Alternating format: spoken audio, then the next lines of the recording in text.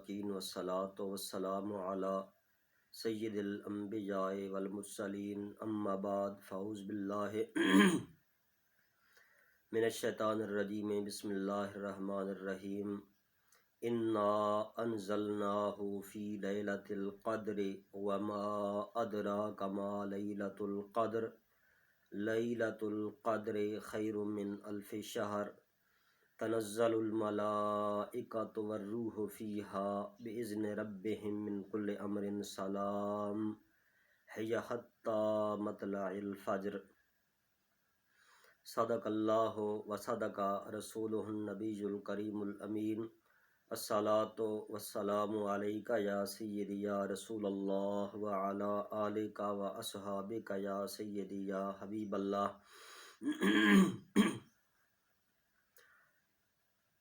میرے نہایت واجب الاحترام معزز سامعین و حاضرین کرام، خالق لم یزل نے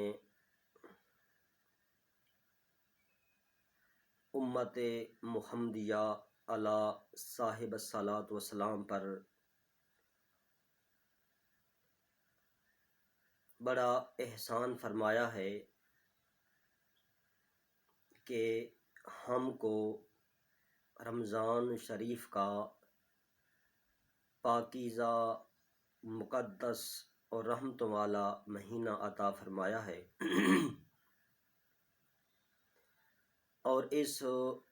رحمتوں والے مہینے میں خالق لم یزل نے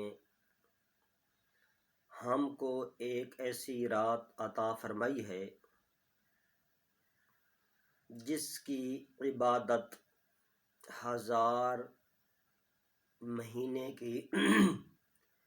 عبادت سے افضل اور اعلیٰ ہے، اور جس رات کو لیلۃ القدر کے نام سے جانا جاتا ہے، گرامی قدر خالق لم یزل نے قرآن مجید فرقان حمید برہان رشید میں ارشاد فرمایا ہے، انا انزلناہ فی لیلۃ القدر، کہ بے شک ہم نے اس قرآن مجید کو قدر کی رات میں نازل فرمایا ہے۔ وما ادراک ما لیلۃ القدر، اور اے مخاطب تو کیا جانے کہ لیلۃ القدر کیا ہے۔ لیلۃ القدر خیر من الف شہر، قدر کی ایک رات ہزار مہینے سے بہتر ہے۔ تنزل الملائکۃ والروح فیہا بإذن ربہم من کل امر سلام، کہ قدر کی رات میں سیدنا جبریل امین اور دیگر ملائکہ اللہ رب العزت کے حکم سے زمین پہ اترتے ہیں، اور اس تمام رات میں سلامتی ہی سلامتی ہے یا حتی مطلع الفجر، اور یہ رات طلوع فجر تک رہتی ہے۔ گرامی قدر خالق لم یزل نے اس سورہ مقدسہ کے اندر یہ ارشاد فرمایا کہ ہم نے اس قرآن کو لیلۃ القدر کی یعنی قدر کی رات میں نازل فرمایا ہے، کہ دوسرے مقام پہ خالق لم یزل نے ارشاد فرمایا، شہر رمضان الذی انزل فیہ القرآن، کہ رمضان کے مہینے میں قرآن کو نازل کیا گیا، یعنی لوح محفوظ سے آسمان دنیا تک قرآن کو رمضان شریف کے مہینے میں یک بارگی نازل کیا گیا، پھر آسمان دنیا سے قلب مصطفیٰ پر حالات و واقعات کے مطابق، ضرورت کے مطابق آہستہ آہستہ تھوڑا کر کے نازل ہوتا رہا۔ تو اس رات کی پہلی فضیلت تو یہ ہے کہ خالق کائنات نے قرآن مجید کو لوح محفوظ سے آسمان دنیا تک نازل فرمایا۔ اور دوسری، اس قدر کی رات کی عظمت، شرافت، بزرگی یہ ہے کہ اس ایک رات کی عبادت 1000 مہینے کی عبادت سے بہتر ہے، افضل ہے، اعلیٰ ہے۔ 1000 مہینے کے 83 سال اور 4 ماہ بنتے ہیں، یعنی اس ایک رات کی جو عبادت ہے وہ 83 سال اور 4 ماہ کی عبادت سے افضل اور اعلیٰ ہے۔ اور اس رات کی تیسری بزرگی یہ ہے کہ سدرۃ المنتہا کے مقام پر جتنے بھی فرشتے رہتے ہیں وہ اس خاص رات کو زمین پہ اترتے ہیں، اور جو لوگ اس رات کو اللہ رب العزت کی عبادت میں مصروف ہوتے ہیں، چاہے وہ قیام میں ہوں، رکوع میں ہوں، سجود میں ہوں، یا ویسے ہی اللہ رب العزت کا ذکر کر رہے ہوں، سیدنا جبریل امین ان لوگوں کے ساتھ مصافحہ کرتے ہیں، اور جبریل امین جن لوگوں کے ساتھ مصافحہ کرتے ہیں اس کی علامت یہ ہے کہ جس وقت جبریل امین کسی بندے کے ساتھ مصافحہ کرتے ہیں، ہاتھ ملاتے ہیں، تو ان کے آنکھوں سے آنسو جاری ہو جاتے ہیں، ان کے جسم کے رونگٹے کھڑے ہو جاتے ہیں، یعنی بال کھڑے ہو جاتے ہیں۔ اور بعض احادیث مبارکہ کے اندر آتا ہے کہ جس انسان کے ساتھ سیدنا جبریل امین مصافحہ کرتے ہیں، ہاتھ ملاتے ہیں، خالق لم یزل اس انسان کی بخشش فرما دیتا ہے۔ اور یہی فرشتے اس رات تمام عبادت گزاروں کی لسٹ تیار کرتے ہیں اور اب کی بارگاہ میں پیش کرتے ہیں کہ الہ العالمین تیرے فلاں فلاں بندے تیری عبادت میں زمین پر مصروف تھے۔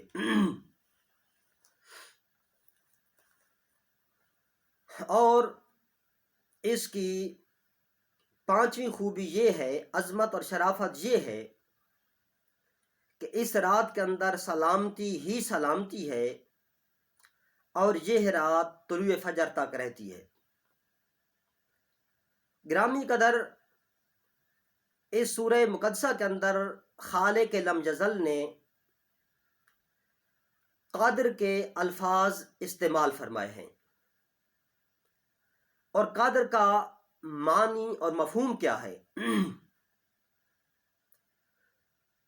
تو اس کے علماء کرام نے 3 معنی اور مفہوم بیان فرمائے ہیں۔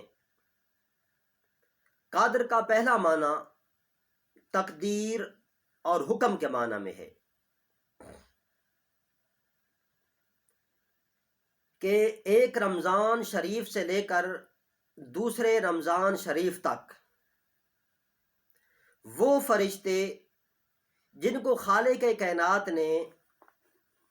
اس دنیا کے کاموں کی تدبیر کا اختیار عطا فرمایا ہے، وہ بندوں کے احکام ان فرشتوں کے ذمے بندوں کے احکام سپرد کر دیے جاتے ہیں، اور انہی فرشتوں کے متعلق خالق لم یزل نے قرآن مجید میں ارشاد فرمایا ہے کہ فل مدبرات امرا، قسم ہے مجھے ان فرشتوں کی جو دنیا کے کاموں کی تدبیر کرتے ہیں۔ وہ فرشتے کون سے ہیں؟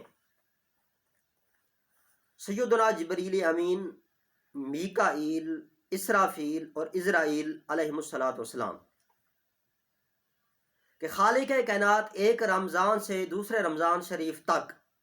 بندوں کے جو احکام ہوتے ہیں، ان کے جو فیصلے ہوتے ہیں، ان فرشتوں کے سپرد کر دیتا ہے۔ اور قدر کا دوسرا معنی، قدر کا دوسرا معنی یہ ہے یعنی بزرگی، شرافت، عزت اور عظمت،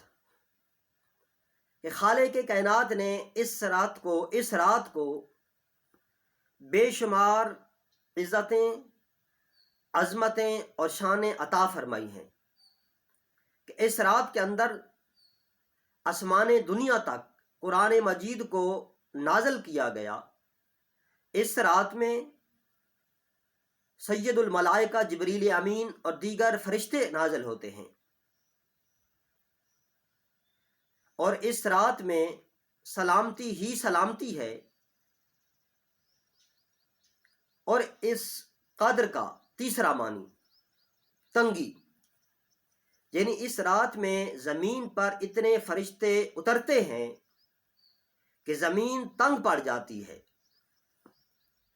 تو قدر کے یہ تین معنی علماء دین متی نے بیان فرمائے ہیں۔ تو گرامی قدر، اس سورہ مقدسہ کا شان نزول کیا ہے؟